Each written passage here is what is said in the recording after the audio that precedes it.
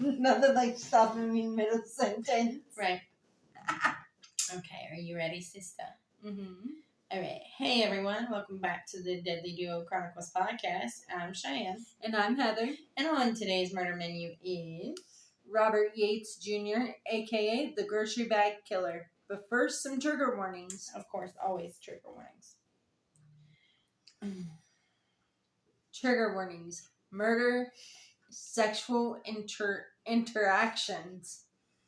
Viewer discretion is advised. I am intrigued. Okay. well okay. So, on May 27th, 1952, Robert Lee Yates Jr. was born in Spokane, Washington, and was raised in a small town of Oak Harbor, Washington. He had a good childhood, close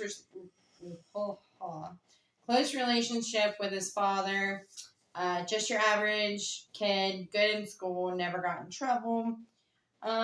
Few tragic incidents happened in his childhood where his grandmother actually killed his grandfather very brutally with an axe and was committed into a mental hospital. And then he was sexually assaulted by one of his neighbors. He got married at 20 and both moved to Walla Walla, Washington, where they both enrolled into college. Robert was a hunter, a fisherman, a hiker, just your average little bit of a loner. And then he ended up meeting a new woman, getting divorced from his first wife in December of 1972. He became a correctional officer at Washington Penitentiary. His first child of 5 was born, and he remarried. July 13th, 1975, Yates, 23, was target practicing when he came across two people whom was friends with Susan, 22, and Patrick, 21, was picnicking. He shoots them, stages their body, undressing Susan and placing her on top of Patrick. Left the bodies by Mill Creek, covering them with a sleeping bag and an old tire. No reason to kill them. So he really didn't have a reason to kill them. Some speculation is because of the religious background that he come from, that what they were doing was considered a sin. Yeah, but murder's a sin. You know what? These twisted mofos don't really think of what they're doing as a sin as they're doing it. Right. Yeah. They really don't. But no, he didn't have a reason to kill him. He just killed him. He was like, "See you later." He just had an itch that he had to scratch? I think curiosity. And then 2 years later, after the murders of Suzanne and Patrick, Yates joins the Army. And in October, he becomes a pilot and served 18 years. Holy shite. So, actually, they say that women actually were, if you line up all the places he was stationed at, there is a line of women that actually had similar MOs to ones we're going to get into. And in April of 96, the 44-year-old Yates, father of 5, after 2 decades of serving, Yates resigns early, opting out of a full pension. Speculation is he resigned because a transgender was found close by the base he was stationed at. Some speculate Yates did it. So with that being said, Yates had a thing for sex workers. Oh. All right. So the speculation is he picked up what he thought was a woman and got more than what he bargained for, and it pissed him off. Because, he signed up for vagina and got a handful. Oh. So, because why else? You literally have 18 months left on a sentence and you're going to opt out to go work at a factory job? Like, he had full pension. Like, he would have never had to work again. Right. Yeah. He definitely got more than he bargained for on that one.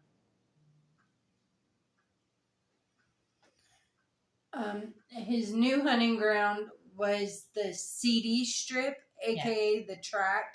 Yes. He'd pick up sex workers, do drugs with them, have sex with them, and then put bags over their heads so blood wouldn't get all over the car. Okay, so with that is, yeah, well, he would literally, as they're finishing, before they would suspect anything, he would, like, shoot them. And then put a bag over their heads so the blood wouldn't get all over his Corvette.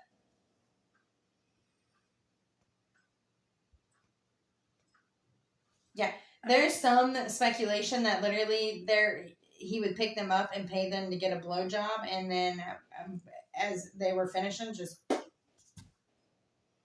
like he didn't care. He left his DNA all over them. And then you're telling me you're gonna go get your willy wet, do some drugs at fucking 40-some years old, and then worry about getting a little bit of blood in your car after blowing their brains out to begin with? Right. And the thing is this guy was your everyday next door neighbor, war hero. Nobody suspected this guy at all. Well, and a lot of killers, like, are people you'd never suspect. Well, that's right. You know, you're not going to walk around in a trench coat hiding an axe in your thing and expect it to not be suspicious. Okay, well, the idiots do. The smart ones kill X amount of people and get away with it before they become dumb and get caught. Right. Yeah. And honestly, if the serial killers would stop competing with one another and have their little sick games, they wouldn't get caught to begin with. You gotta get over cocky. Are you giving murder advice?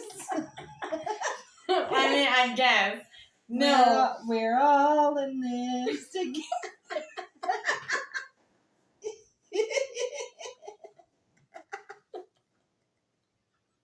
No, I'm not. You're essentially telling them to hold hands and sing Kumbaya fucking ya. I mean, not really. I'm just saying, like, if they would stop feeling the need, because some of them feel the need to compete. And then others just get cocky and like, oh, well, because serial killers will go unnoticed for years. And then they'll be like, oh, well, this is boring. Let's spice it up a little bit and just leave a trail of bodies and then get caught. Kind of like what Yates does. So in June of 1997, Yates picks up 20-year-old sex worker Heather. Mm-hmm. Has sex with her once. Once he finishes. Once he finished, he shoots her in the head, bags her, and dumps her alongside the road. August 1997, he picks up 16-year-old sex worker Jennifer, has sex with her, and shoots her. Yeah, so basically, as long as he gets his rocks off, you're going to die. Wow. But here's the thing. They knew the life was dangerous, but at the same time, they had nowhere to go. Right. Now, that's not saying sex workers have to work to get money like that, but where's the quickest you're going to make like $100 to $1,000 in one night? Yeah. I mean, either on the pole or sporting what God gave you. And these women chose it. That doesn't mean they chose to be victims. Which pisses me off because they should be allowed to go do what they need to do and go on about their day. Mm-hmm. He also watches the life drain from her body, puts a bag over her head. 10 days later, her body is badly decomposed but was found by a farmer. And Heather's body was found as well, nude. September of 97, Yates picks up 28-year-old Darla fall, has sex with her, shoots her, dumps her in the bushes. So, like, he wasn't even trying to hide his bodies. He was dumping them wherever he wanted at this point. And then December of 1997, Tacoma, Washington, 34-year-old Melinda was picked up by Yates, was shot, bagged, and dumped by Wasteland Railroad. By the end of 97, Yates shoots and kills 12 women. December 22nd, 1997, a task force was finally created. Like, they finally put two and two together and figured out they had a serial killer on their hands. Yeah. That was targeting sex workers. Which I'm very proud of the FBI and the task force team, because just because they were sex workers, they didn't drop the ball. They worked it. Hundreds of hours of manpower, and held a candlelight vigil to see if they could get Yates to come, Oh, because most killers will, like, show up to stuff like that. Gotcha. And then December 25th, two more women. You'd think Christmas, hey, the guy's going to take a break. Nah, this motherfucker opened presents with his kids and then went out and got his rocks off. Two more women were found within city limits, disposed of like trash, the same MO as Yates was at this point. Because that's what he saw women as. He saw them as disposable and trash. He was a sex addict. He needed one thing from them, and then he felt they were just disposable. Right. In July 1998, 47-year-old Melody had sex with her. Hold on. He had sex with her. Yeah, he had sex with her. And shot and bagged. Yeah, he put a bag over her head. Shot and bagged. A missing persons report was filed. Yeah. That's about the only one that So he shot her, put a bag on her head, and then did as usual, and then a missing persons report was filed. Yeah, I do believe one of her sex worker friends, prostitutes, lady friend, I'm fairly certain, I think was the one who reported her missing. On July 1998, 47-year-old Michelle was shot shortly after engaging in sexual intercourse and disposed of a block away from the factory where Yates worked. Yeah, he started getting ballsy. Employees, including Yates, was questioned. Yeah, they had this motherfucker. They had him, and he was so calm, they didn't suspect him. He dropped a body, two bodies, one body, speculation, one body, the transgender sex worker, I do believe, at the base. Right. All right. And then he drops Michelle a block away from his factory. So he probably disposed of her on his way to work. Yeah, he is putting these people, like, the bodies close to... Yeah, he's not even trying to hide it. Like, they're not putting two and two together at this point, though. No, they're not. Not yet. Like, the one at the army base, he was there. Mm-hmm. A string of bodies there. Yeah, a string of bodies wherever he was stationed. Like,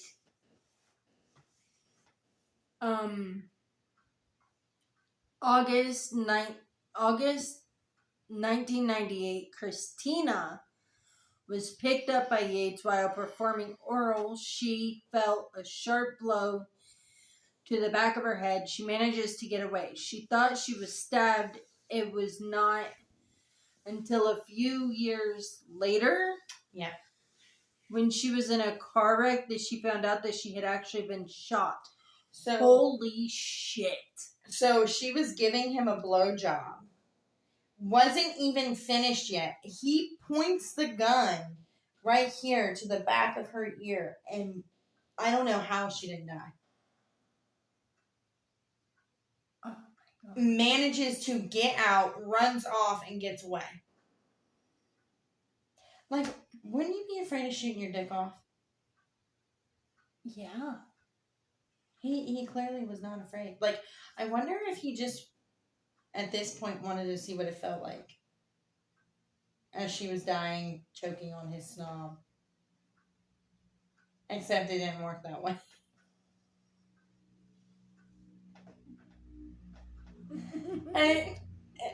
I mean, it just makes you wonder. Oh my gosh. I mean, But now like, that you're... why else would you, like... What? Yeah. Like, you blow her brains out, she's gonna choke. At that point, she's already dead, but... I mean, and that's the thing, though. If she would have died, her mouth would have latched. She would have essentially bit his penis off. See, I don't know. I mean, true. I don't know what he was thinking. I mean, she was performing oral. So oral, I would assume, is a blowjob. well, yeah. Yeah.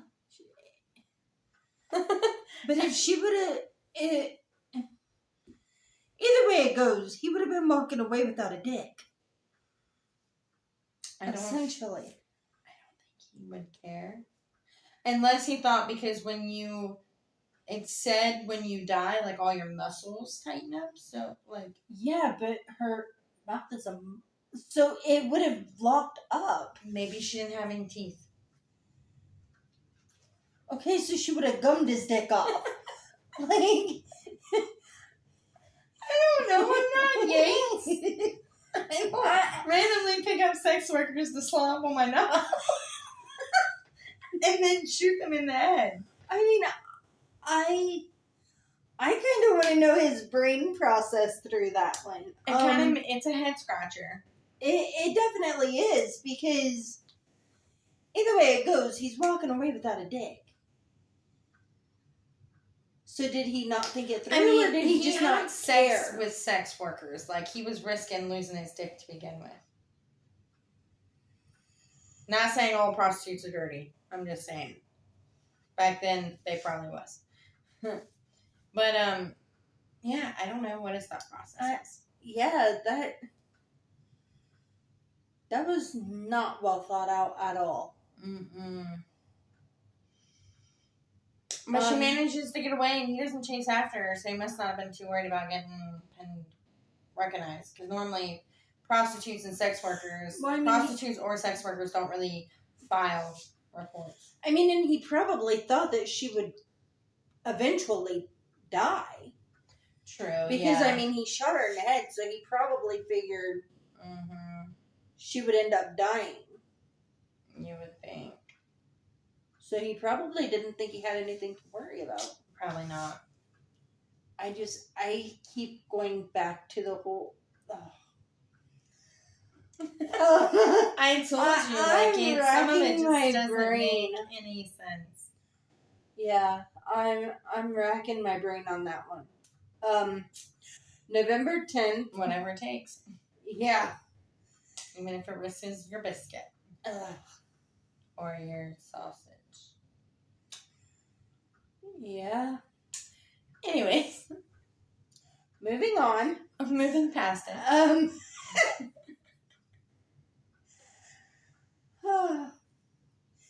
November 10th, 1998. Yates picks up a sex worker named Jen at the truck stop.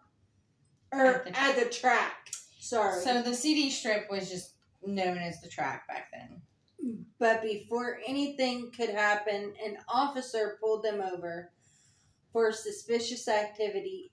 A report was filed and Jean's life was spared. Jen's life. Jeez. So basically, not only did he avoid arrest when they questioned him, he was pulled over and didn't get anything out of it. The prostitute's life was spared. Yeah. Because he at that point he drove around. Well, of course he drove around and dropped her off. He should have at least paid her. Hopefully. Yeah. Maybe he killed him to avoid payment. But still doesn't justify him shooting your dick off. In September of 1999, 47-year-old Yates was brought in for questioning yet again. Even though Yates didn't have an alibi, the police needed more evidence. He needed the car. So Yates was driving, I do believe, a Corvette. But he sold the Corvette and got a van. So when they brought him in, they were looking for the car. But he didn't have it. So Yates ended up sold the car. So the task force issued a warrant to track down the car Yates had sold. There was evidence in the car once found. Of course, they found evidence in it that traced back to one of his victims. On April 17th of 2000, Yates was put under 24-hour surveillance.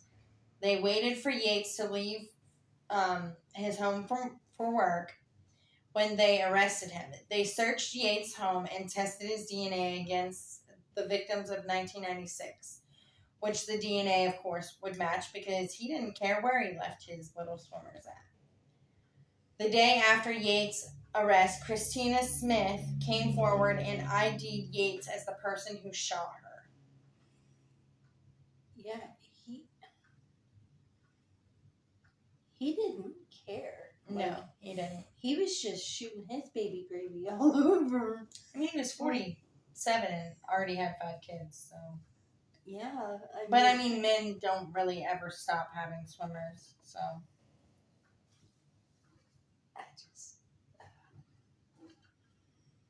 Makes you not want to be a sex worker. Well, I don't have the body for that anyways, so. I don't think men are really picky. You get what you get, and you get what you can. I mean, in a way, sex workers are just more than just for sex. They make good therapists, according to Bunny. Hey. I'm just saying. If you need somebody, they're probably cheaper than therapy. Yeah. No, I don't know. This is 2024. They're probably expensive. Cost of living is a bitch. It really. I'm going to hell. I'm right behind you, so. I guess you can drive the bus. No, wait. No, I'll drive the bus. I'll drive. Hey!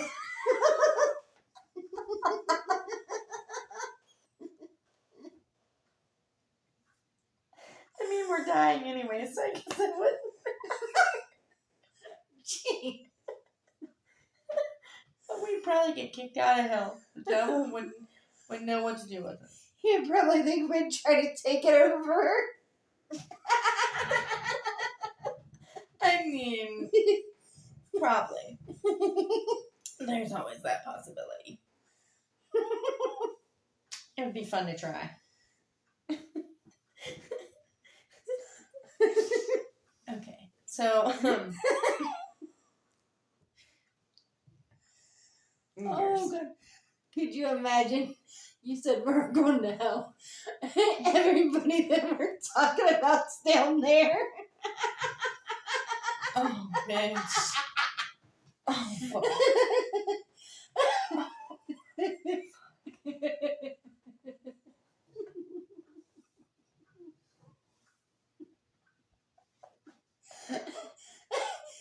oh, man. Oh, wow. Well, I guess we could have our own little fun. Ew, no, never mind. They may have liked that too much. Yeah. I'll pass. I know.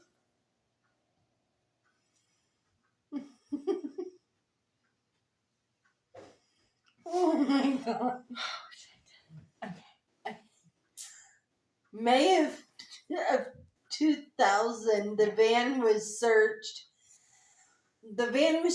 And they found bloody bullet holes and shrapnel, and Christine went under and had the fragments removed, and there was a match to the bullets. Damn. Found in Yates' van. Yeah. That was found in Yates' van. So basically, they took the bullets that were found from, I would assume, the van and probably some of the victims, because he didn't really switch his gun. He just kept the same one. Right. And Christine was the missing piece. They needed to link Yates together. Yeah. So that he fucked up in so many ways, but I don't think he really cared. No. Because, see, he just didn't think he was ever going to get caught. Yeah, he was so done with it. But he kept going for so long without getting busted. Well, technically, yeah. Because these are the murders that he was able to get busted for. God only knows how many he actually committed. Right. Yates was charged with, with a total of 13 murders and 1 attempted murder. Yeah, Yates took the stand and shockingly pleaded guilty. Like, he didn't even fight. He just pleaded guilty. Well, I mean, he was busted. Well, here's the thing. Most of them tried to fix their innocence. You know, claim they're innocent. He straight just said, yeah, fuck it, I'm guilty. He did it to avoid trial. And took life without parole. He agreed to take them to Melinda's body. So one of the bodies was never recovered. Which, bitch, guess where it was found? Outside him in his wife's bedroom window. Oh, shit. He buried her in his yard. See, and I want... He never kept anything from the victims, but he kept a whole ass victim.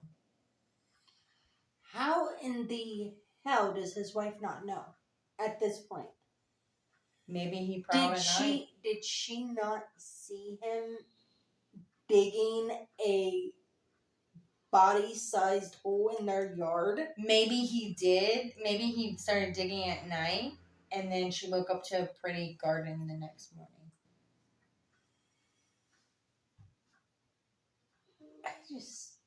I don't see how. Yeah, it was, so literally every time him and his wife had sex or he looked out the window, she was right there. What I want to know is, why her, though? Maybe she was, I don't know. I don't really know. Maybe he was just really high that day. Because he did drugs and had sex with him. I mean, I was going to say maybe she was his favorite. Yeah, I mean, she could have been. But at that point, would he really... But he also was leaving bodies close to be traced back to him anyways. Yeah. Yates was tried again in the murders of Melinda in 1997 and Connie in 1998. And in 2002, he was sentenced to death by lethal injection. But Washington State no longer recognizes capital murder. Why the fuck not, Washington? Anyways, so Yates remains in prison, the same one that his dumbass worked at. So I'm sure he's just getting all kinds of special treatment by then. Yeah. But yeah, no, he kept her. I don't get why her? I don't understand. Because he killed so many. Mm-hmm. Like, at that time, could he just not think of a different hiding area? No, I think what you said, like, she must have been his favorite. There must have been something about her that he liked, that he wanted to keep close to him, to remember. Maybe he went to the window and got his rocks off when he couldn't go out and hunt. Yeah. Or it was de-victim or re-victimizing her over and over and over and over again. But he was a coward in the end because he wouldn't even stand trial. I mean, yeah, he's just like, yeah, I did it. Which there was no backing out. Of course he did it, but... Well, I mean, that's good, though, because that he did say, like... I mean, it spared the families from having to hear... all the gruesome details. I mean, yeah. So, in a way, it's a good thing. Yeah, in a way, it's a good thing, but at the same time, it's just like... He killed for over 30 years. Mm-hmm. And not once talked to cops and interrogated, questioned, stopped, and not once did they ever suspect he was the guy. You know, they claim he was smart, you know, he's good in school, but he was average. For a mofo to go 30 plus years killing and getting away and avoiding police, you gotta be a smart mofo. Yeah. Not average. A really smart, especially to kill under the radar. Like, he killed under the freaking radar. And then he openly disposes of their bodies and still managed to get away with it. Yeah, he disposed of them so carelessly and still wasn't even a suspect. He was a person of interest, but so was all the other employees they talked to that day at work. But another thing that I'm fairly curious at is if he really did kill the transgender, because why else would you quit when you have an 18-month sentence left? Unless he had his urge to kill was just so strong that he had to leave. I wouldn't put it past him to have killed them. Only for the simple fact of back then. What it wasn't accepted. I mean,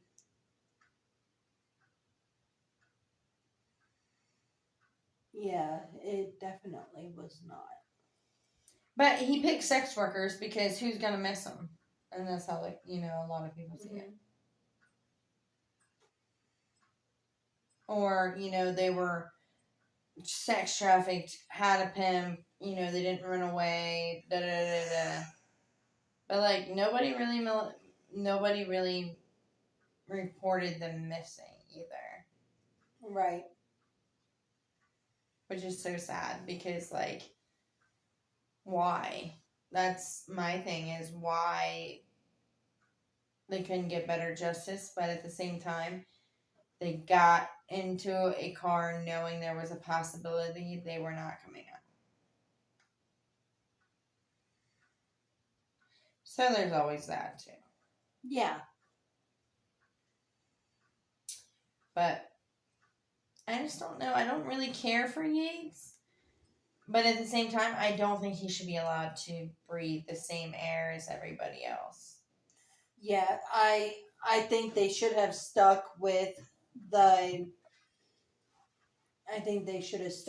death penalty. Yeah, I just don't understand why Washington doesn't. I need to look that up. Why Washington doesn't offer capital murder anymore? If you guys know, just drop a comment. Because I don't freaking know. Right. I really don't. That is going to be a wrap on this week's episode. Once again, I'm Cheyenne. And I'm Heather. Make sure you hit the like and subscribe button. And remember, we are also over on Spotify. New episode Sunday. Bye. That's a wrap.